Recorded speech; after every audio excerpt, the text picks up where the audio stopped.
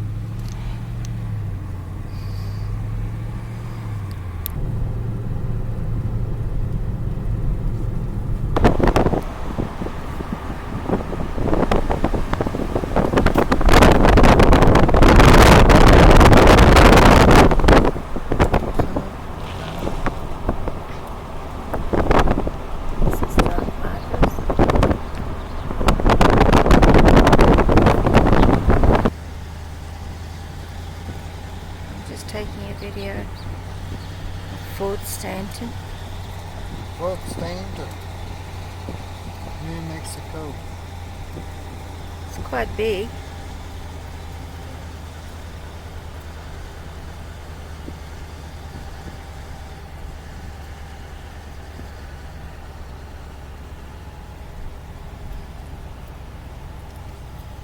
What's this? Oh, that up there.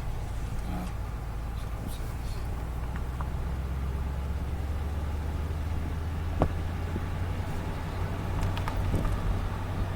Fort Stanton Fire Department. I need to reset that size. Yep.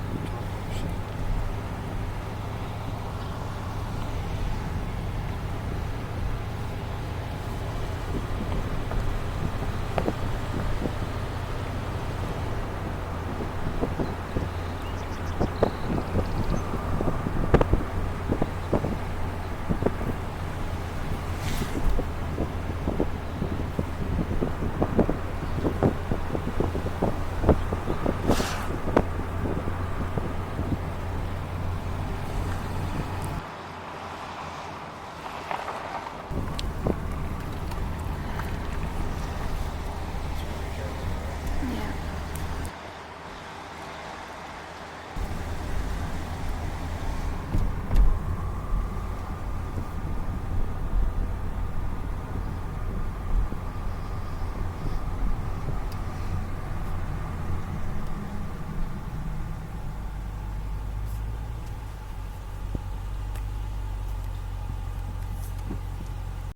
He was arrested by Richard M. Brewer, who worked as a ranch foreman for John H. Tunstall.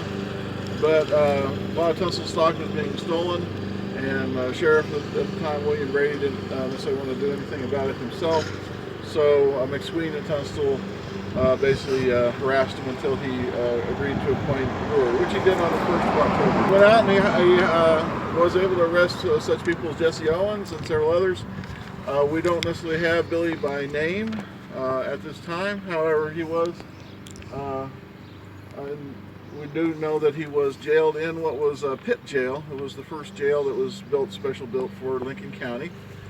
And it was Pitt 20 feet by 30 feet and 10 feet deep. It's located over by where that house is. That house, of course, is private property. Are you talking about that White House right there? Yeah, the cream colored house right here. Uh-huh. And the person who built it was George Pepin. And they had a final inspection on it in September of 1877, and it cost the county about $1,700.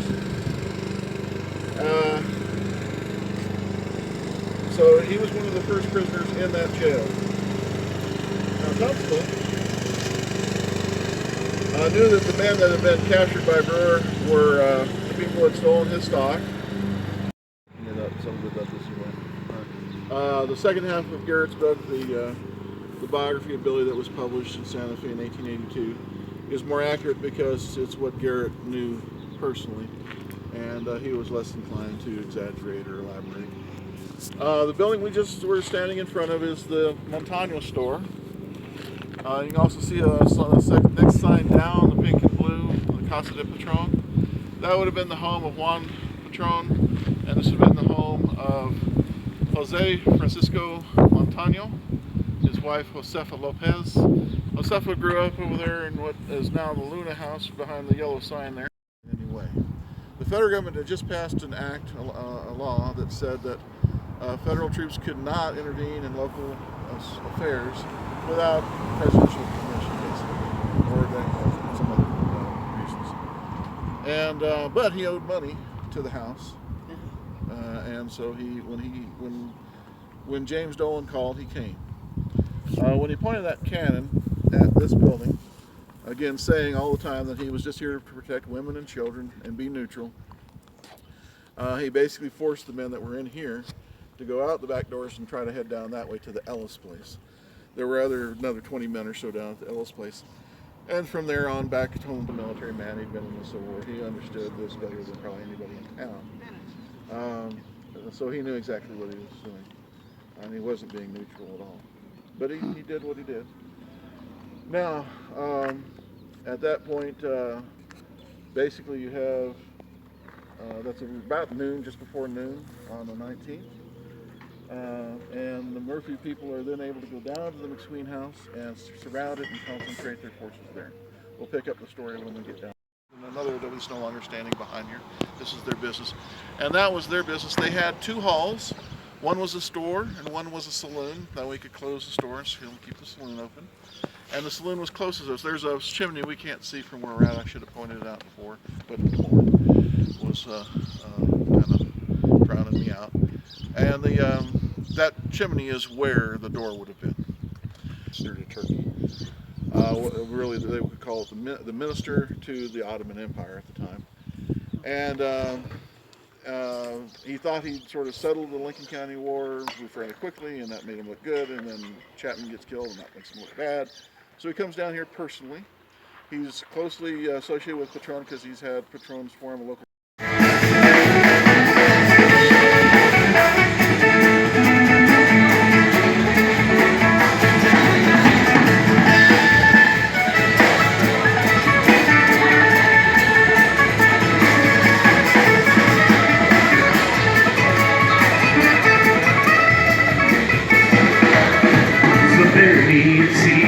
Murder ghost cannot be follow rock upon the waves. The ghost cannot upon me coming up.